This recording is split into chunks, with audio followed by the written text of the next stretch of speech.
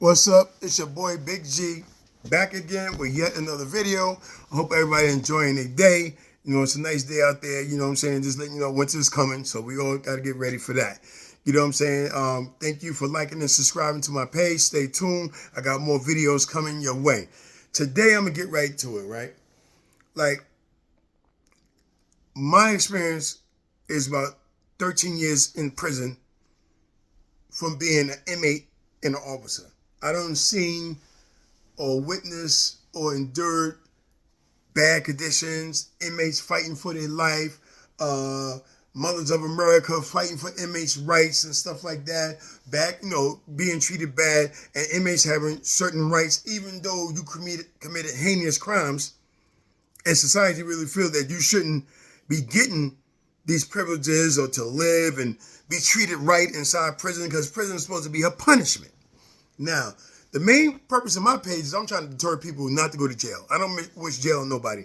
But at the same time, when I was inside Rikers Island, and some of the stories I heard, witnessed from inmates' mouth, sit there telling you straight up and down that they don't regret committing the crime. That one inmate told me straight up and down he killed his wife because she cheated on him. Okay? And you sit there because jail is supposed to give you a time to think about your crime and develop remorse. And if you get let out back in society, but to become a productive citizen in society and not commit the crime again. Some of these cats, I sit down and all they doing is masterminding how to do it better. One individual killed his wife and was telling me about it. Because, mentally, as a CEO, you become a counselor or a psychiatrist. They just feel they want to open up. So, to hell, I'm already caught. I'm already going to do life. I'm already going up north. Ain't no escaping. So I might as well just spill the beans. So he's sitting there. He's telling me about how he killed his wife, caught her cheating. And he took a knife that had ridges in it. And he kept on stabbing her in the chest. So I'm looking at him. And he said, the only reason I think I got caught is because the knife got stuck in her chest and I couldn't get it out. I'm sitting there looking at this dude. Sitting there. Same time he's looking at me talking, he clutching the Bible. He need that. But what I'm trying to say is, and he said the way he loved his wife, she hurt him by cheating, that if she walked through them doors again right now, he'll do it again right there in front of the judge and everybody. He'll kill her all over again because of what she did. Now, I'm looking at people like this, mental problem, definitely. Mental disorder, no.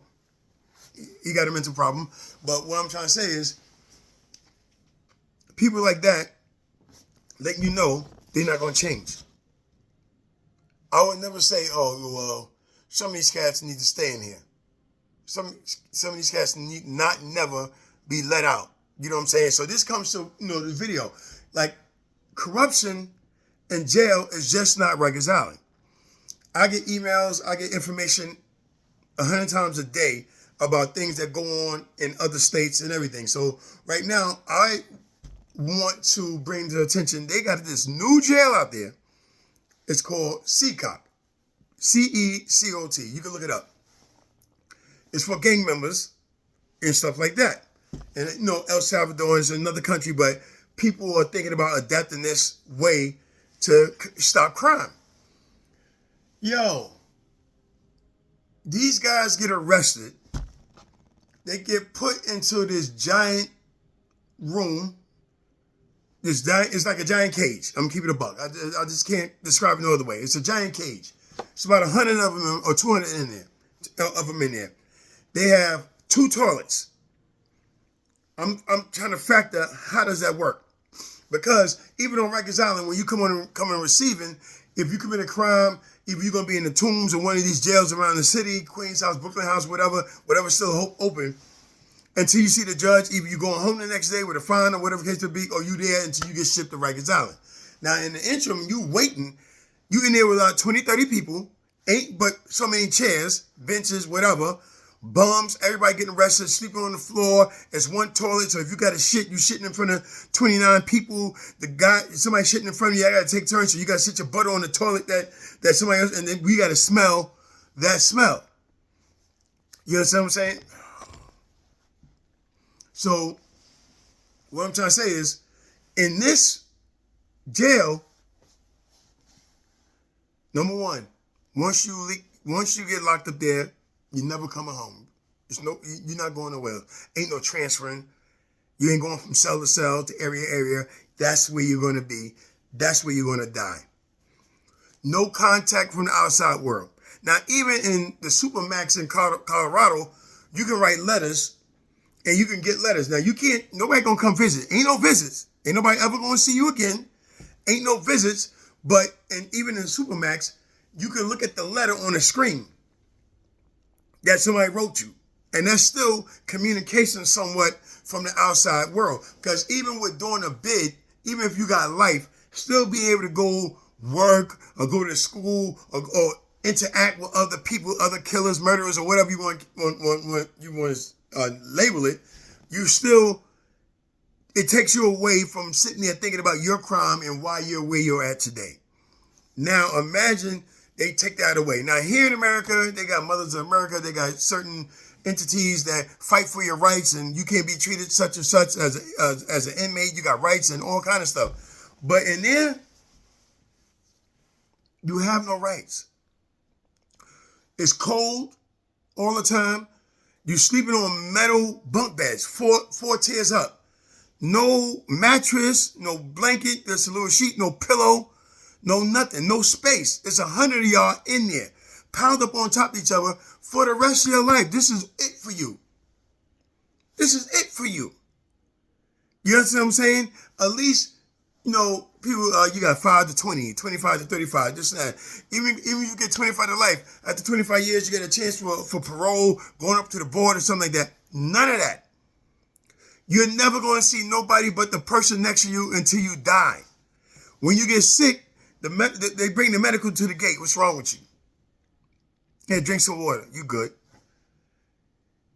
Yo, I can't see, but I guess these guys committed heinous crimes like that, warrant them to be locked away like that. You know what I'm saying? Only thing I'm saying is the lights don't never go off. The guards are sitting in front of the gate 24/7 looking at all y'all. They interchange. So you're going to be in this room for the rest of your life. Imagine going to sleep, getting up, waiting at the wait line for the toilet. If it's 200 y'all in here, you sleeping on metal, no cushion, just a metal bed for the rest of your life, bro. That joint is crazy to me. The conditions is crazy. And I'm hearing that the warden or the president of El Salvador that made this prison is saying, if y'all feel that we are treating them inhumane and y'all want them to be treated better, fine, no problem. We'll send them right to you. You can have them. So I don't know what kind of crime this is supposed to be, the gangs and all kind of stuff that's in there. I'm just trying to sit here and imagine 2 toilets per 200 to 300 inmates. The lights don't never go out. It's cold. You're sleeping on a metal slab for the rest of your life. No cover, no nothing, no visits, no going home, no letters, no phone calls, no packages, no commissary, no nothing for the rest of your life. This is your boy, Big G. Stop breaking into prison. Because if it works over there, people be getting bright ideas. And some of you cats be committing crimes that people feel life sentences ain't good enough. Like, prison is supposed to be a punishment. And for you to rehabilitate yourself to go back into society. I've been to prison. I've been behind that wall.